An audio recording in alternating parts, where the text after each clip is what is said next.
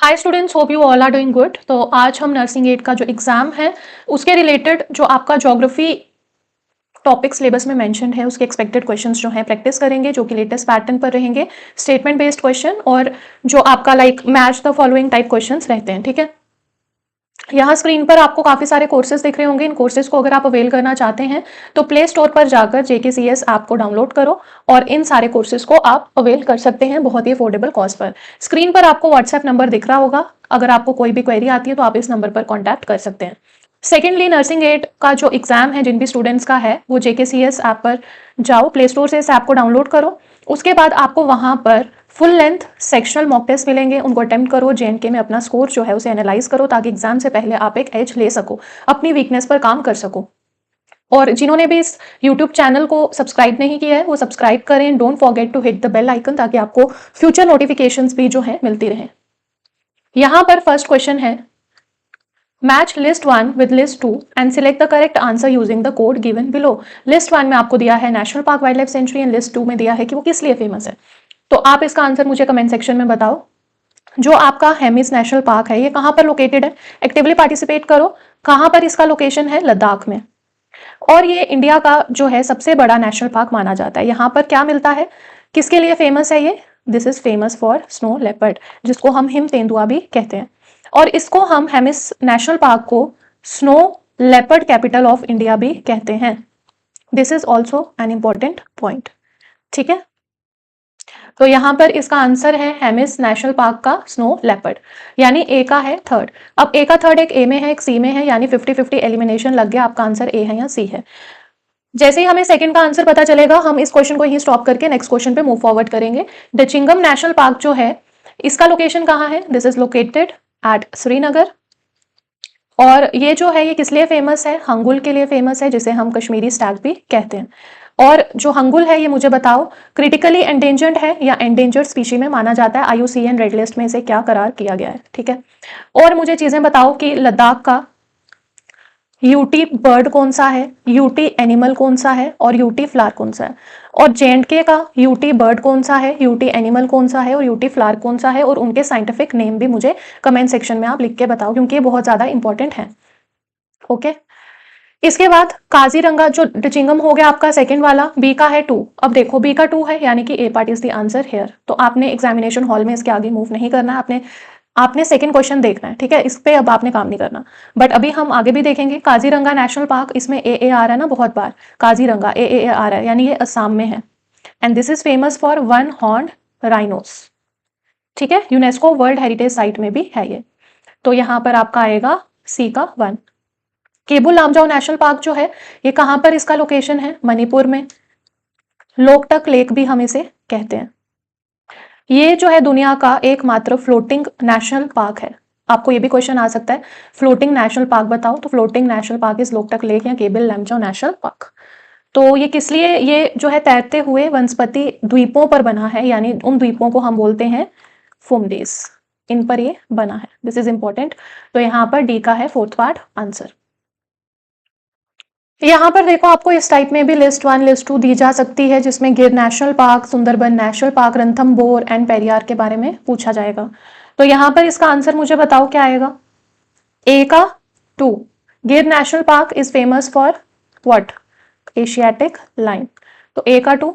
उसके बाद आपका है सुंदरबन नेशनल पार्क, ये है Bengal tiger and mangrove forest के लिए। रणथंभौर किस लिए है, टाइगर कंजर्वेशन के लिए है। और पेरियार जो है this is for elephant reserve.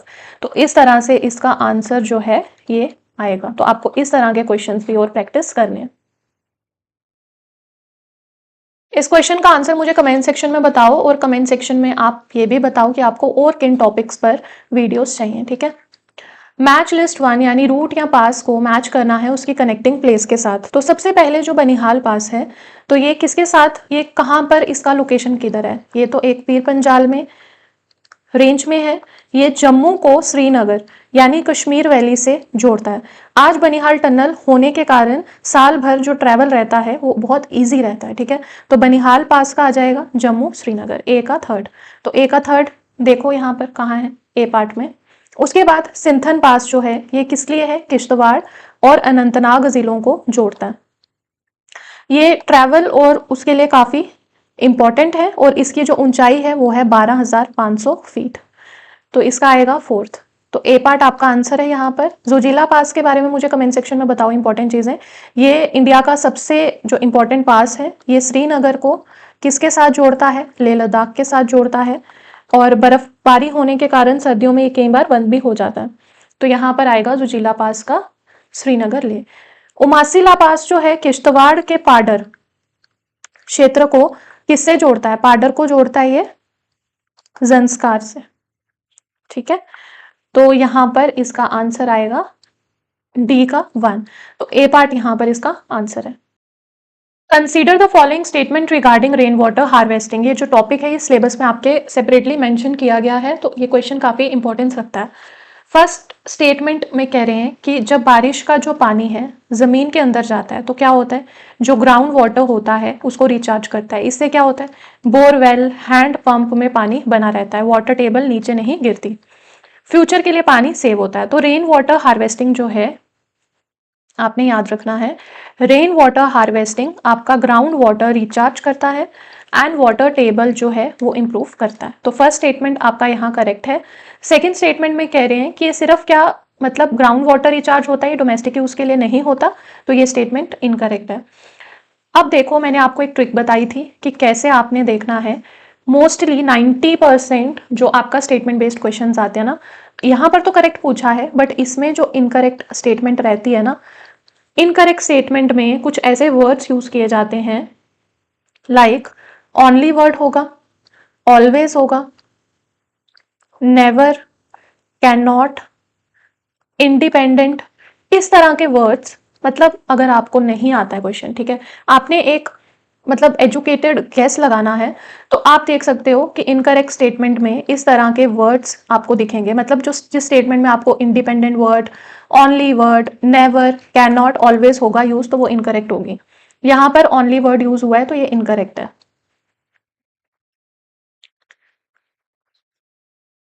Third statement में rain water harvesting reduces surface run of. तो यहां पर आएगा अगर बारिश का पानी सीधा बह जाए तो मिट्टी बह जाती है, यानी कि सॉइल इरोजन होता है। शहरों में पानी भर जाता है, अर्बन फ्लडिंग आती है। रेन वाटर हार्वेस्टिंग में पानी को स्टोर या जमीन के अंदर भेज दिया जाता है, सरफेस रन ऑफ कम होता है, सॉइल इरोजन कम होती है और फ्लडिंग भी कम होती है। तो ये स्टेटमेंट करेक्ट है। देन लास्ट स्टेटमेंट में ये इनकरेक्ट है क्योंकि यहाँ पर भी वर्ड देखो ओनली आ रहा है। आपको काफी सारे क्वेश्चंस में इस तरह के वर्ड्स दिखेंगे, वो स्टेटमेंट इनकरेक्ट होती है। रेन वाटर हार्वेस्टिंग सिर्फ रेनफॉल पर डिपेंड नहीं करती, ये भी इंपॉर्टेंट है कि रूफ किस टाइप की है, स्टोरेज टैंक जो है वो कितना बड़ा है, फिल्टर सिस्टम कैसा है, मेंटेनेंस सही है या नहीं है। तो इसीलिए स्टेटमेंट भी इनकरेक्ट है। यहाँ हमें करेक्ट स्टेटमेंट पूछा था तो first and third only, D part is the answer here. पर देखो आपको इस तरह से भी क्वेश्चन आ सकता है कि जहां पर आपको इस तरह से स्टेटमेंट्स दी होंगी, पूछेंगे कि करेक्ट वन कौन सी है या इनकरेक्ट कौन सी है। तो फर्स्ट स्टेटमेंट में कह रहे हैं कि rain water harvesting helps in increasing ground water recharge, तो ये करता है। पर्कोलेशन पिट्स और recharge well rain water harvesting के इंपॉर्टेंट स्ट्रक्चर्स होते हैं, ये भी करेक्ट है। रेन वाटर हार्वेस्टिंग जो है ये सिर्फ रूरल के लिए होती है, ये देखो ओनली लिखा है ना, ओनली वर्ड अगर आपको किसी स्टेटमेंट में दिखता है तो वो गलत ही होती है मैक्सिमम, तो ये इनकरेक्ट है। ये रिड्यूस करता है डिपेंडेंस, तो ये भी करेक्ट है। तो जैसे दिए होंगे option first second fourth correct, या दिया होगा इनकरेक्ट तो थर्ड ओनली होगा, इनकरेक्ट होगा तो थर्ड ओनली, करेक्ट होगा तो फर्स्ट सेकंड फोर्थ आंसर होगा यहाँ पर। Match list 1 with list 2। तो यहाँ पर है ट्रांसपोर्ट इंफ्रास्ट्रक्चर, यहाँ है करेक्ट डिस्क्रिप्शन जो उसकी दी गई है। तो फर्स्ट कह रहे हैं चनैनी नाशरी टनल जो है, जिसको हम डॉक्टर श्यामा प्रसाद मुखर्जी टनल भी कहते हैं। तो यहाँ पर ये जो टनल है ये कौन से नेशनल हाईवे पे बनी है, NH-44। इसका पर्पस था कि पटनी टॉप के जो पहाड़ी और बर्फ वाले रूट है उसको बाईपास करना। तो ये उधमपुर रामबन को सीधा कनेक्ट करती है। टनल की जो लेंथ है दैट इज अप्रोक्सीमेट 9.28 किलोमीटर। इससे ट्रैवल टाइम कम होता है और साल भर ट्रैफिक जो है वो चलती रहती है। तो यहाँ पर इसका आंसर आएगा थर्ड पार्ट। तो ए का थर्ड किस में है, ए में है और डी में है। 50-50 एलिमिनेशन हो गया आपका यहाँ पर। जोजिला टनल चिनाब रिवर, ये रिवर आई थिंक इसका है जोजिला टनल। तो जोजिला टनल जो है, एक सेकेंड,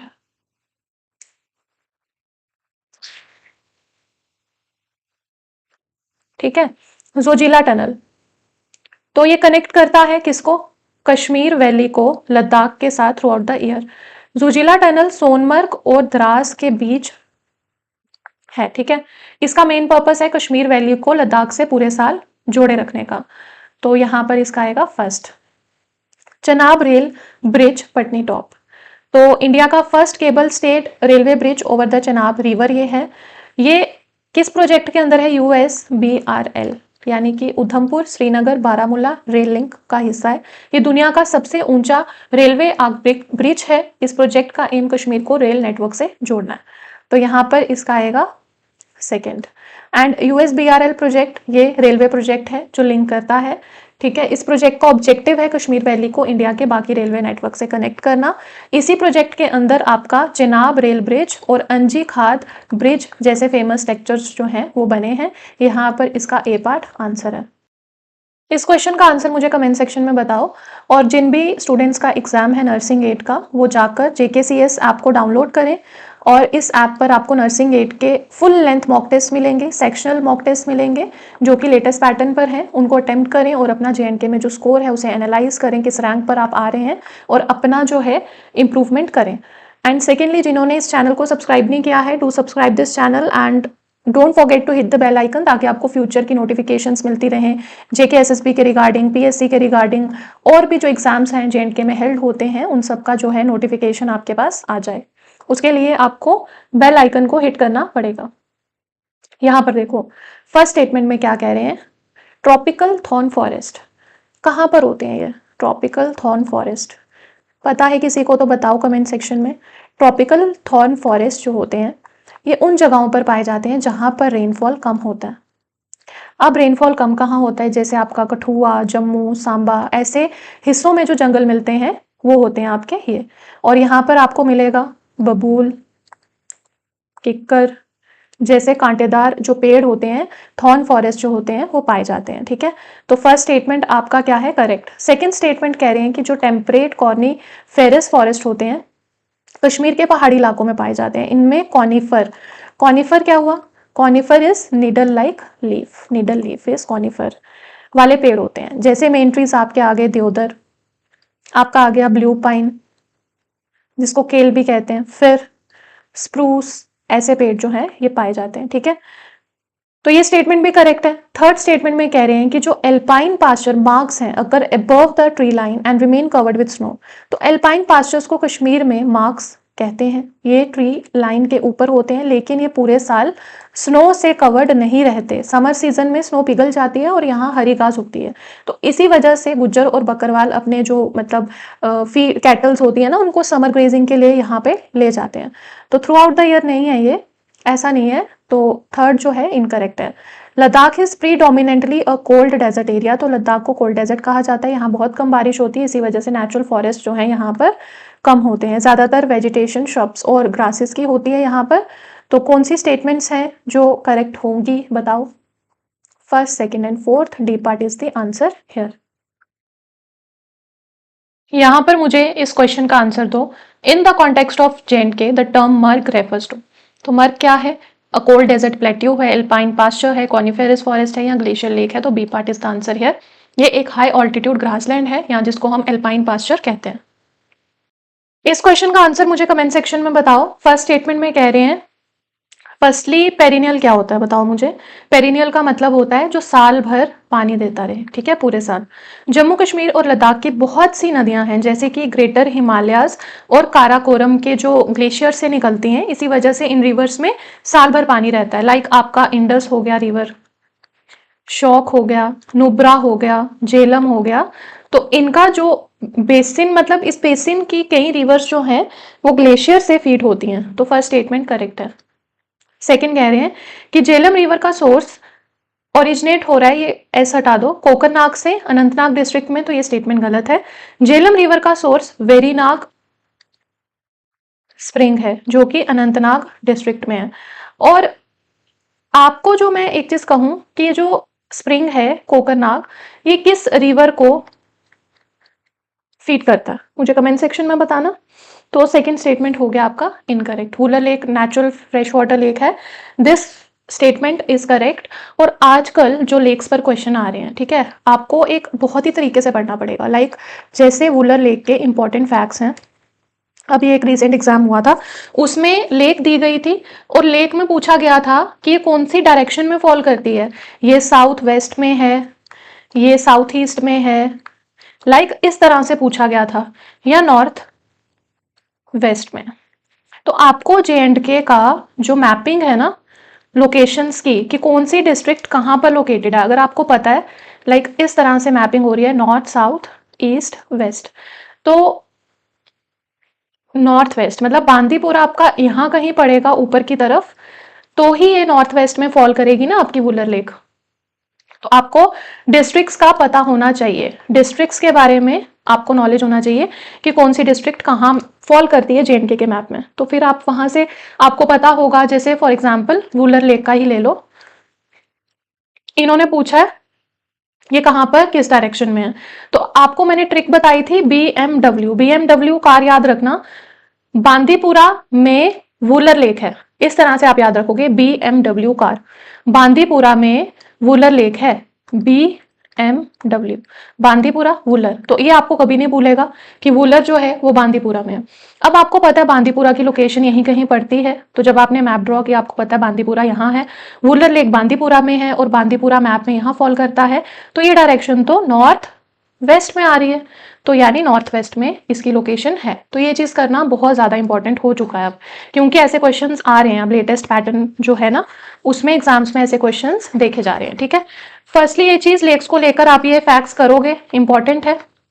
दूसरी चीज जो आपने करनी है वो ये है, जैसे वुलर लेक के इंपॉर्टेंट फैक्ट है, एक तो ये फ्रेश वाटर लेक है, दूसरा ये 60 किलोमीटर नॉर्थ वेस्ट में सिचुएटेड है, श्रीनगर बांदीपुरा डिस्ट्रिक्ट में है, टेक्टोनिक एक्टिविटी से ये बनी है, यानी अर्थ क्रस्ट की मूवमेंट से बनी है। उसके बाद इसका रिवर कनेक्शन क्या है, झेलम रिवर वुलर लेक में एंटर भी करती है और एग्जिट भी करती है, इसीलिए झेलम का नेचुरल फ्लड बेसिन भी इसे कहा जाता है। और वुलर लेक रामसर साइट कब बनी थी, 1990 में। वेटलैंड कंजर्वेशन के लिए इंटरनेशनल इंपॉर्टेंस ये रखती है, बहुत सी माइग्रेटरी बर्ड्स विंटर सीजन में यहाँ आती है, फिशिंग और बायोडाइवर्सिटी के लिए भी ये क्या है, इंपॉर्टेंट है। अब यहाँ पर मेजर थ्रेट्स क्या हैं, मेजर थ्रेट्स हैं कि मिट्टी जमा हो जाती है, यहाँ सिल्टेशन होती है। दूसरा थ्रेट है एनक्रोचमेंट का, तीसरा पॉल्यूशन का एंड एक्सेसिव वीड ग्रोथ जो यहाँ पर होती है। These are the threats. Conservation के लिए Wular conservation and management authority यहाँ काम करती है। तो ये जो चीजें हैं ये इंपॉर्टेंट है वुलर लेक को लेके, इसके फैक्ट्स को लेकर। तो हर लेक का आपको इसी तरह इंपॉर्टेंट फैक्ट्स जो हैं वो लर्न करने हैं। ओके, तो थर्ड स्टेटमेंट भी आपका यहाँ करेक्ट है। फोर्थ स्टेटमेंट में क्या कह रहे हैं, स्प्रिंग्स जिनको हम लोकली नाग कहते हैं, तो ये लोगों के लिए ड्रिंकिंग वाटर का बहुत इंपॉर्टेंट सोर्स है। इसमें आपका वेरीनाग स्प्रिंग आता है, कोकरनाग स्प्रिंग आता है, अच्छाबल आता है। अब मुझे बताओ कौन सा एरिया है जो हब्बा खातून पीक्स के लिए फेमस है। हब्बा खातून कौन थी, वाइफ ऑफ यूसुफ शाह चक, तो उसकी पीक्स के लिए फेमस है। और दूसरा फैक्ट है वहां पर किशन गंगा रिवर जो है वो बहती है, वो कौन सी वैली है, कमेंट सेक्शन में मुझे बताओ। It's very important valley for tourism. ठीक है, तो ये चीजें आप मुझे बताओ। इसका आंसर है डी पार्ट, नहीं इसका आंसर है सॉरी सेकेंड वाला गलत है ना यहाँ पर। इस क्वेश्चन में आप कर लो, फर्स्ट स्टेटमेंट करेक्ट है, यहाँ थर्ड स्टेटमेंट करेक्ट है और फोर्थ करेक्ट है। तो ए पार्ट आंसर कर लो और यहाँ पर सेकंड की जगह थर्ड कर लो। ठीक है, स्टेटमेंट और इनमें से हमने करेक्ट स्टेटमेंट जो है वो बताना है। सबसे फर्स्ट स्टेटमेंट में कह रहे हैं ये कि अर्थ जो है ना, अर्थ दो काम करती है। पहला होता है रोटेशन का और सेकंड होता है रेवोल्यूशन का। जो रोटेशन है वो अपनी एक्सिस पर घूमते हुए करती है रोटेशन, 24 घंटे में घूमती है। इससे आपका क्या बनता है, रोटेशन से बनता है day and night. Okay, and second thing revolution क्या होता है, सन के अराउंड अर्थ जो है वो रेवोल्यूशन निकालती है, 365 इतने दिन में घूमती है। तो अर्थ की एक्सिस भी थोड़ी टिल्ट रहती है, 23 बाय हाफ डिग्री झुकी हुई होती है, टिल्टेड होती है। इसी टिल्ट की वजह से क्या होता है, ये जो टिल्ट होता है ना अर्थ का, कभी नॉर्दर्न हेमिस्फीयर को ज्यादा सनलाइट मिलती है और कभी सदर्न हेमिस्फीयर को, तो इसीलिए आपके रेवोल्यूशन की वजह से बनते हैं सीजन्स।